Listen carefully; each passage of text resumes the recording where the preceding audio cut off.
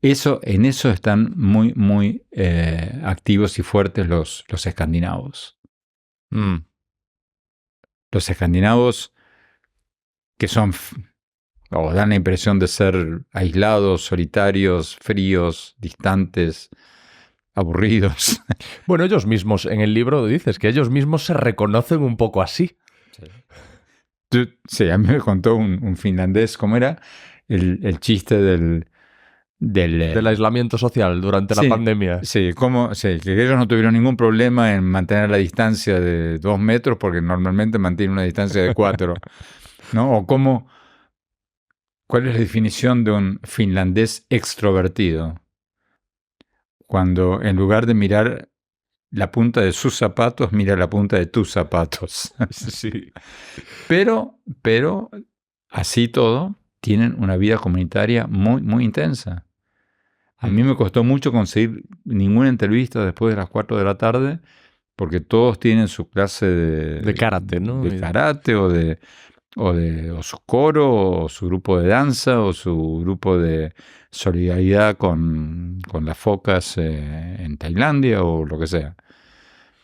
Tiene una vida comunitaria muy intensa. Quizás compensando la vida familiar que no tienen, o que no tienen tanto como nosotros los hispanos tenemos. Pero eso es uno de los pilares de la felicidad, la vida comunitaria.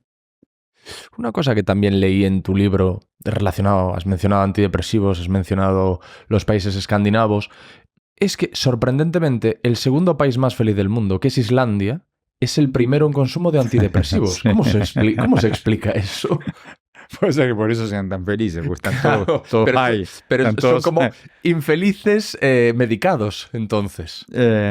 puede ser, pero por otro lado se decía hace tiempo, y mucha gente todavía cree, que estos países escandinavos tienen los niveles de suicidio más altos, y eso ya no es cierto. Ya están debajo de la media europea en suicidios. Lo que sí toman mucho, bueno, como casi todos los países Sí, hay mucho fríos. alcoholismo, ¿no? Sí. Y muchos antidepresivos en el caso de Islandia. En el caso de los otros casos, por ahí no tanto menos que los demás países. Pero para eso, por ejemplo, los ingleses, que curiosamente no están entre los países más felices del mundo, no están entre los 10 primeros. España, por cierto, está en 32 de 137 países. O sea, están más o menos bien, pero tampoco están entre los más felices del mundo. Bastante bien, me parece, ¿eh? Para la imagen que yo tengo de... ¿Tú hubieras dicho que menos? Yo creo que sí. Siempre aquí hay mucha crispación. Hay mucha crispación. Un medidor relativamente fiable, yo creo, de crispación es Twitter, ahora X. ¿No? No, pero Twitter es un medio tóxico en todas partes del mundo. Escriben los más furiosos. También. Escriben los que están más amargados. A mí, la semana pasada presenté este nuevo libro, Cómo salir del pozo, hace 2 semanas en México. Y hice una ronda de medios y uno en Twitter me escribió: usted es un vendedor de libros. Yo le decía a mi mujer: bueno, sí, yo quiero que la gente lo compre, obvio. O sea, sí, claro. que hay de malo, o sea, pero me lo dijo así con furia, ¿eh? Y yo supongo que Shakespeare también lo habrá sido. O sea, y Voltaire, o sea, no creo que hayan escrito para que nadie los lea. O sea, es un medio donde la gente ventila muchas de sus frustraciones. Y ahora con Elon Musk, peor todavía. Pero aquí sí hay mucho enfrentamiento tribal, ¿eh? Hay mucho ese...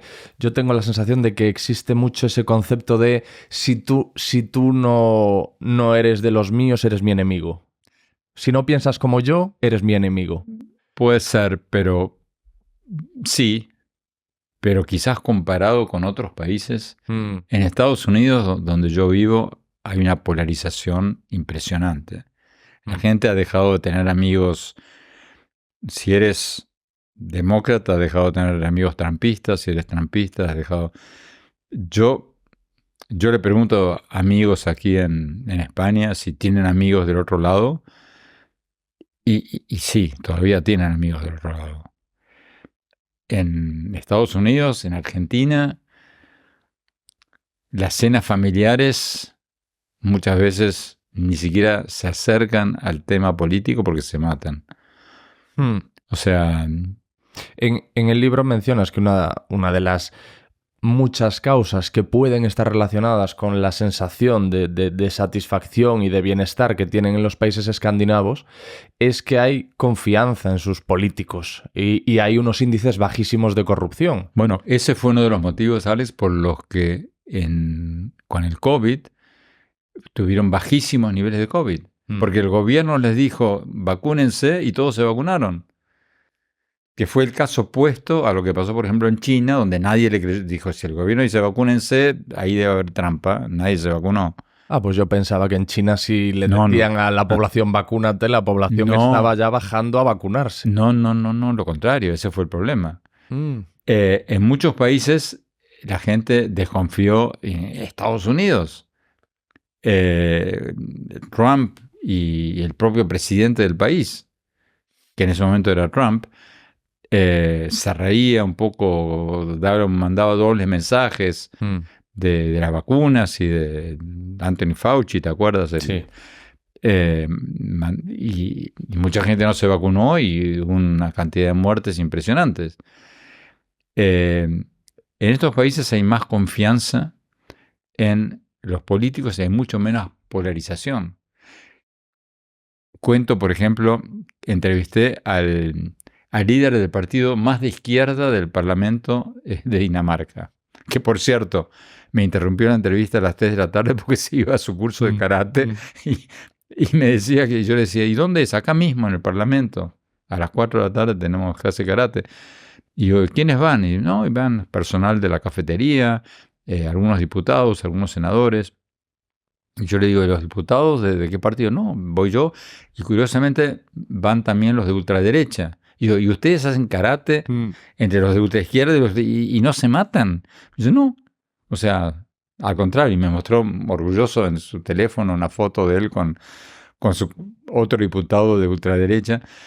Pero este dirigente de ultraizquierda entre comillas, me decía que decía, ¿cuál es la diferencia aquí entre la izquierda y la derecha? Y me decía, y bueno, por ejemplo, la izquierda, nosotros, decía, queremos un 0.7% de impuesto a esto y los otros quieren un 0.3%. Digo, bueno, pero ustedes, por ejemplo, la izquierda, ¿ustedes apoyan a las dictaduras en Cuba? Yo, no, en absoluto. En Nicaragua, no, nosotros no. O sea que hay mucho menos polarización que muchos en nuestros países. Y precisamente en Finlandia, la otrora primera ministra, cuyo nombre ahora mismo no recuerdo, se había gastado, no sé si 800 euros de dinero público en los desayunos. Escándalo de corrupción. Un escándalo, pero tremendo.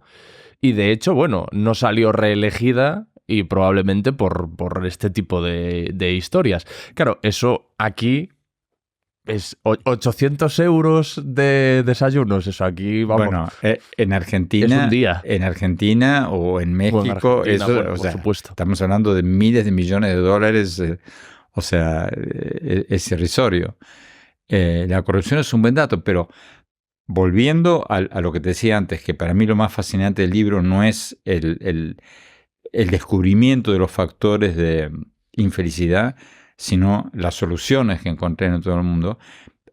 Otra que me fascinó a mí es lo que están haciendo algunas escuelas en Nigeria para enseñarles a los niños a combatir la corrupción.